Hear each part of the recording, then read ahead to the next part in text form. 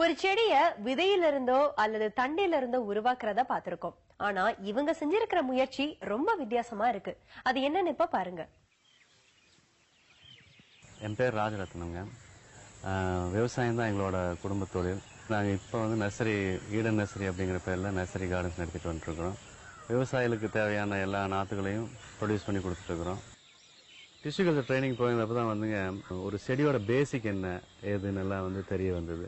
அப்படி பார்க்குறப்ப வந்துங்க அந்த டிஷ்யூலேருந்து வந்து செடிகளை வந்து ஈஸியாக வந்து ப்ரொடியூஸ் பண்ணுற டெக்னாலஜி வந்து இருந்தது. ஆனால் அது காஸ்ட்லியான ப்ராசஸ் அப்படிங்கிறதுனால வந்துங்க என்னால் அது பண்ண முடியாது அப்படிங்கிறதுனால வேற பார்ட் வந்து எது வந்து ஒரு செடியில் வந்து ரொம்ப ஜாஸ்தி இருக்குது அப்படின்னு வந்து பார்த்தப்ப வந்துட்டு இலைகள் தான் ஜாஸ்தியாக இருக்குது. இலையிலிருந்து வந்து நம்ம செடி உருவாக்க முடியுமா அப்படிங்கிற ஒரு சந்தேகம் இருந்தது. ஆனா வந்து இலையில வந்து ட்ரை பண்ணி பார்த்தாதான் என்ன அப்படிங்கிற ஒரு முயற்சி பண்ணி பார்த்தலாம் சொல்லி பண்ணி பார்த்தால தான் வந்துங்க வேர் வந்தது, அதுல இருந்து செடியும் வந்தது.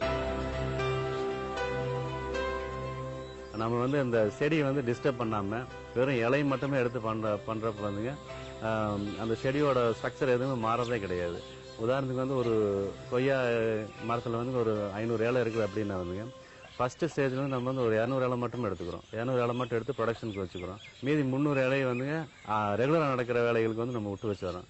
அப்புறம் இந்த செட்ல வந்து நம்ம வந்து நாத்து எடுத்து முடிச்சதுக்கு அப்புறம் வந்துங்க இந்த ஸ்டெம்ல இருந்து மறுபடியும் புது இலை வந்துடும். புது இலை வந்ததுக்கு அப்புறம் வந்துங்க மறுபடியும் நம்ம வந்து அந்த அடுத்த செட்டு 300 இலை நம்ம விட்டு வச்சுக்கிற இலையை மறுபடியும் எடுத்து ஒரே மரத்துல இருந்து தொடர்ந்து வந்து பல நூற்றுக்கணக்கான நாத்துக்களை வந்து தொடர்ந்து ப்ரொடியூஸ் பண்ணிட்டே இருக்க முடியும். இப்போ நீங்கள் பாட்டுருக்கிறது வந்து கொய்யா இலைங்க.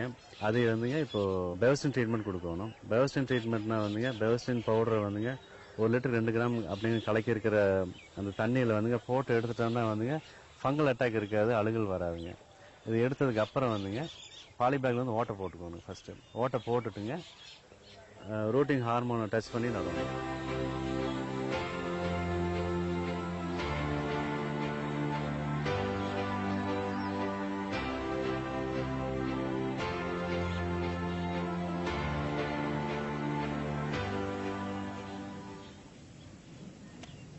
பொதுவாக வந்துங்க இலை வந்து ரொம்ப டெண்டர் அப்படிங்கிறதுனால வந்துங்க நம்ம வந்து ரூட்டிங் ஹார்மோன் கொடுக்கல அப்படின்னா வந்து இலை வந்து அழுகிடும். ரூட்டிங் ஹார்மோன் என்ன பண்ணும் அப்படின்னா வந்துங்க உடனடியாக வந்து இந்த வேர்களை தூண்டுறதுக்கு உண்டான வேலைகளை பண்ணி சீக்கிரமா வேர் வர வச்சிடும். அப்படி வேர் வர வைக்கிறதுனால வந்துங்க உடனடியாக வந்து அந்த இலைகளுக்கு வந்து ஃபுட் சப்ளை ஆரம்பமாயிடும். ஃபுட் சப்ளை ஆரம்பமாயிருச்சு அப்படின்னாலே வந்து அந்த இலை வந்து காயறதோ அழுகிறதோ இல்லாமல் வந்து நல்லா ஹெல்த்தியா இருக்கும். அப்படி ஹெல்த்தியா இருந்தது அப்படின்னா உடனடியாக வேர் வந்துடும். வேர் வந்துருச்சு அப்படின்னா அதுல இருந்து வேர் முடிச்சுல இருந்து புது செடிகள் வந்துடும். அதனால வேரை தூண்டுறதுக்கு சீக்கிரமா வேர் வர வைக்கிறதுக்காக தான் இந்த பவுடர் யூஸ் பண்றோம்.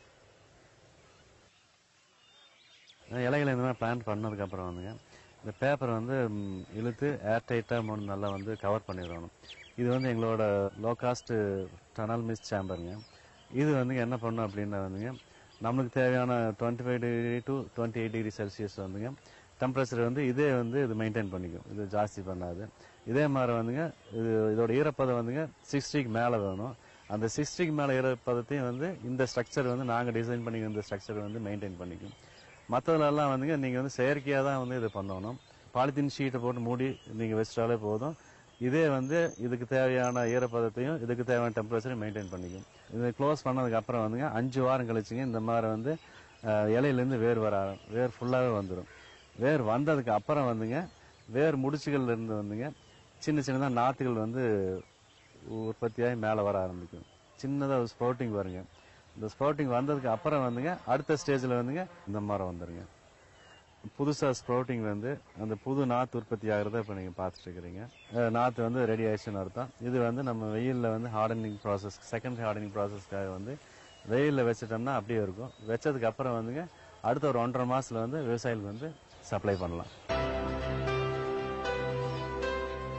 இந்த புது செடி உருவாகி நல்லா ஹார்டனிங் ஆகி இனிமேல் வந்து இந்த செடிக்கு எந்த பிரச்சனையும் இல்லை அப்படிங்கிற ஸ்டேஜ் வரப்ப வந்துங்க நம்ம ஏற்கனவே நட்டு வச்ச இலை வந்துங்க காஞ்சு போயிடும். இதுல இருந்து வந்துங்க தெரிஞ்சுக்கலாம் நம்ம வந்து கரெக்டா இந்த செடி வந்து ஃபுல் க்ரோன் அப் ஆயிடுச்சு அப்படிங்கறது தெரிஞ்சுக்கலாம். இலைகள் மூலம் உற்பத்தி செய்யற இந்த டெக்னாலஜி குளோனல் டெக்னாலஜி அப்படிங்கறதுனால மதர் பிளான்ட்ஸ்ல இருக்கிற ஈல்டு வந்து கண்டிப்பா வந்து விவசாயிகளுக்கு அப்படியே கிடைக்கும். அதனால விளைச்சல் உறுதி செய்யப்பட்ட நாத்துக்களை வந்து விவசாயிகள் கொடுக்கறதுக்கான சான்ஸ் இருக்கு. இப்போதைக்கு வந்து இது வந்து ஆரம்ப ஸ்டேஜ்ல இருக்கிறதுனால ஒரு சில ஸ்பீசிஸ் தான் நாங்கள் வந்து ஐடென்டிஃபை பண்ணியிருக்கிறோம். குண்டுமல்லி, இட்லிப்பூ, காக்கடா, கொய்யா, வெற்றிலை இந்த மாதிரி ஸ்பீசிஸில் வந்து சக்ஸஸ் வந்திருக்கு.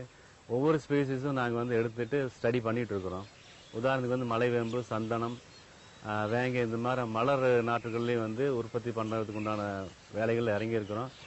ஃப்யூச்சரில் வந்துங்க இந்த டெக்னாலஜி யூஸ் பண்ணி எல்லா நாற்றுகளையும் வந்து உற்பத்தி பண்ணணும். அது போக வந்து மாஸ் ப்ரொடக்ஷன் லட்சக்கணக்கில் வந்து இந்த மாதிரி நாற்றுகள் உற்பத்தி பண்ணி கொடுக்குறப்ப வந்து விவசாயிகளோட விளைச்சல் வந்து ஜாஸ்தியாகிறதுக்குண்டான சான்ஸ் இருக்கு. இப்ப பார்த்தது நிச்சயமா ரொம்ப ஆச்சரியமான கண்டுபிடிப்பு தான் இல்லையா? அடுத்து நம்ம பார்க்க போறது ஒரு அற்புதமான கண்டுபிடிப்பு. அதுவும் மாற்றுத்திறனாளிகளை மனசுல வச்சு அதை உருவாக்கி இருக்காங்க. பாத்தீங்கன்னா நிச்சயமா நீங்களும் பாராட்டுவீங்க.